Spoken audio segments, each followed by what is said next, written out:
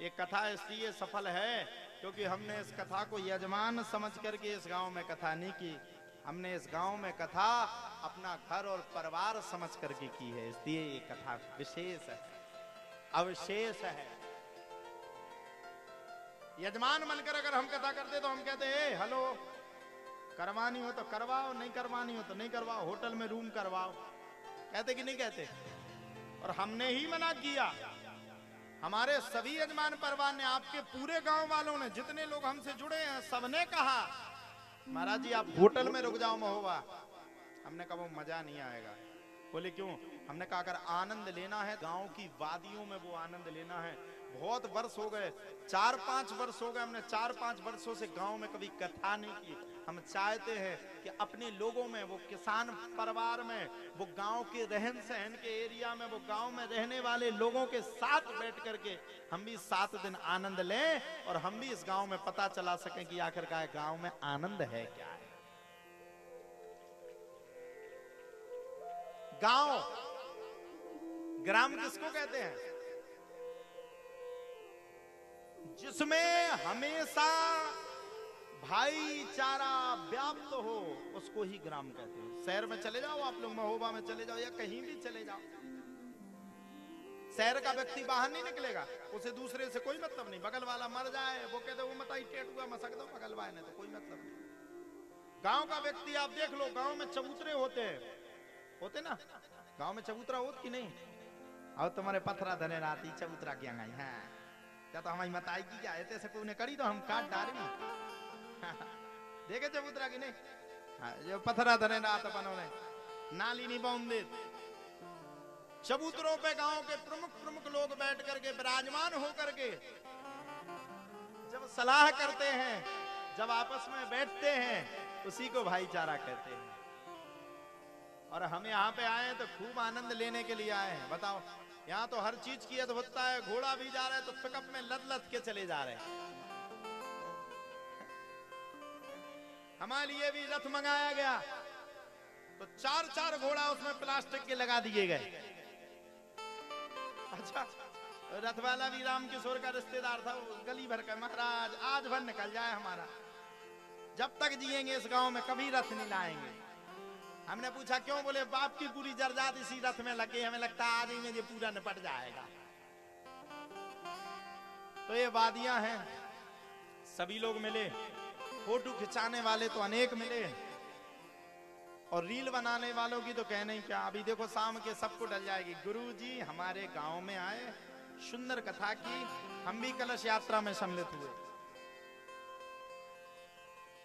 प्रचार से पहले, दुनिया में प्रचार करने से पहले अगर हम अपनी आत्मा का चिंतन करके विचार कर लें और विचार के बाद फिर प्रचार करें तो हमारा कल्याण हो जाएगा।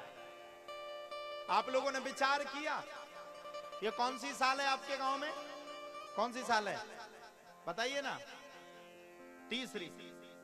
आप लोगों ने विचार किया, ये लाखों रुपए आप लोग धर्म में देते हो, लाखों रुपए धर्म में देते हो, सबने चंदा दो, जो की ने दो, हाथ ठाणे करके बताओ। जीने नहीं दो बोले ले तो ही ठट्टी बन जाए। अच्छा, आप लोगों ने विचार किया, 3 साल आप सबको बैठ करके हो गया, किसी ने कभी विचार किया कि ये यज्ञ क्यों हुआ? अब सब लोग कहेंगे वो तो गांव की उपलब्धि के लिए, गांव में अच्छा हो जाए इसके लिए। गांव में अच्छा कब होगा बताइए? कब होगा? हम 30 तारीख को भग जाएंगे, 1 तारीख को तुम लोग चटापट वो भंडारा खाओगे, सूटा का डब्बा में भर भर के ले जाओगे, रिश्तेदारों को भी बुलाओगे और गाली भी दोगे। कौन उनके बाप को आए, खूब मंडी से पैसा होगा, खा गए उन्हें कछु पैसा दो। विचार करने के 1 तारीख के भंडारे के बाद 2 तारीख से आप सभी लोग अपने अपने काम में व्यस्त हो जाओगे। सही बात है कि नहीं? हो जाओगे ना भैया? हो जाओ ना, सब हो जाओगे। 2 तारीख के बाद आप 1 साल आने का इंतजार करोगे। 1 साल आने का, ध्यान से सुनना, अभी बहुत अच्छी कथा समझा रहे हैं। एक साल आप लोग आने का इंतजार करोगे, कब एक साल आएगी, कब नए महाराज आए। हमारे ने तो कोई ठाणो ही ना उस गानी ने उसकी ठटरी बन जाए, ऊखा तो चाहने ही नहीं यार। अच्छा हमें कौन कौन गाली देगा? शर्म नहीं आती अम्मा तुम्हें? बुढ़ापे में गानी देने हैं? घरे दियो अपने लड़का बहू हम कह दे नहीं, मैंने कभी गा रहे हो तुम्हारा? हाँ ठटरी की दे लीजिए, ठीक है, एक वे दीजियो। एक वर्ष तक सभी लोग बैठना, भी कथा सुन के जाना है सबको, उठना नहीं है। ये 7 दिन आप लोगों के लिए विशेष निकाल करके लाए। अच्छा ये 7 दिन हम चाहते हैं आप भगवान की भक्ति में जुड़े। कौन कौन हमारा साथ देगा पहले बताओ? सब दोगे? हमारी सिर्फ आप वाक्य को सुनिए। आप 1 साल का इंतजार करोगे, 1 साल बाद भागवत आएगी हम लोग सुनेंगे, 1 साल बाद भागवत आएगी हम लोग सुनेंगे। सबको बुरा लगेगा, सबको लगेगा कि नहीं लगेगा? सबको लगेगा। 1 साल कब आएगी, कब कथा सुनेंगे, कब? आखिरकार ये क्यों है? हमें 1 वर्ष तक बुरा क्यों लग रहा है? क्योंकि हमने 7 दिन के लिए भगवान को अपनी आत्मा में रखा, और जिस दिन हम सालों साल के लिए भगवान को अपनी आत्मा में रख लेंगे तो हमारे जाने के बाद भी आप लोग मन में विचार करोगे महाराज जी चले गए तो चले गए, लेकिन हमारी आत्मा संतुष्ट है क्योंकि आत्मा में ही परमात्मा है।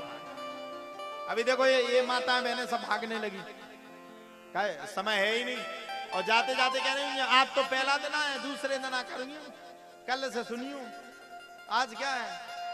तो ये 7 दिन की जो आप सबको कथा मिली है ये बड़ी भाग्यशाली है। और सुनिए भगवान का जिसने नाम लिया भैया उसके जीवन का कल्याण हो गया। और आपको तो कितने बड़े बड़े सौभाग्य प्राप्त हुए, जो आपके गांव में इतना बड़ा यज्ञ हो रहा है। ये 144 वर्ष के बाद इतना बड़ा यज्ञ हो रहा है। पूछिए क्यों? भारत में 144 वर्ष के बाद महाकुंभ आया है, आया कि नहीं? आया कि नहीं? और ऐसे महाकुंभ में आलाउदल की वीर नगरी में बैठ करके 144 वर्ष के बाद आपके गांव में श्री राम महायज्ञ हो रहा है।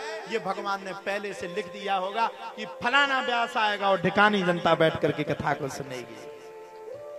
ये आपके भाग्य है, ये आपके सौभाग्य है, सौभाग्य है। और सुनिए 3 चीजों का आपको फायदा है। कई लोगों ने कई बार यज्ञ किए होंगे, लेकिन इस बार का जो यज्ञ है वो आपके लिए विशेष है। 3 बातें हैं। अयोध्या में भगवान राम 500 वर्ष के बाद विराजमान हुए हैं जिनका यज्ञ चल रहा है, और 144 वर्ष के बाद प्रयागराज में इतना बड़ा महाकुंभ हो रहा है जो हम सबके लिए भाग्योदय न बहुजन समर्जिते न सौभाग्य का विषय है। और आप लोग बैठ करके यहाँ पर कथा को सुन रही हैं, श्रवण कर रही हैं, पान कर रही हो, ये किसी के लिए नहीं कर रही हो, ये किसी के लिए नहीं कर रही हो। यहाँ जितनी हमारी ये बेटियां बैठी, जवान बच्चे बैठे, ये आप किसी के लिए नहीं कर रहे हो। आप अगर उठ के स्वेच्छा से जा रहे हो, अभी भी इनमें से कई माताएं उठ के जा रही हैं, उनके जाने पे आप शोक मत करिए, आप विचार करिए। 1 साल बाद यज्ञ आया। कितने साल बाद यज्ञ आया? 1 साल बाद। और सबसे बड़ा यज्ञ इस बार आपके गांव में हुआ। सबसे बड़ा हुआ कि नहीं? ये सबसे बड़ा पहली बार हुआ। और जो इस कथा में से अगर एक क्षण के लिए भी उठ के जा रहा है, समझ लो उसका पाप उसको इस कथा में बैठने नहीं दे रहा है। ये सौभाग्य का विषय है। हम कल आए, यहाँ पे बैठे थे, पूरा गांव बैठा था, हम भी विराजमान थे, हम देख रहे थे। सभी लोग हमसे यही कह रहे थे, एक ही बात कह रहे थे। पूरे आयोजक कह रहे थे महाराज जी हमें तो ये डर लग रहा, आपने इतना बड़ा टेंट लगवाया, भरेगा कैसे? हमने कहा चिंता मत करो, भगवान का नाम लेंगे, अगर जनता भी नहीं आएगी तो भगवान एक एक स्वरूप बना करके इस पंडाल में विराजमान हो जाएंगे।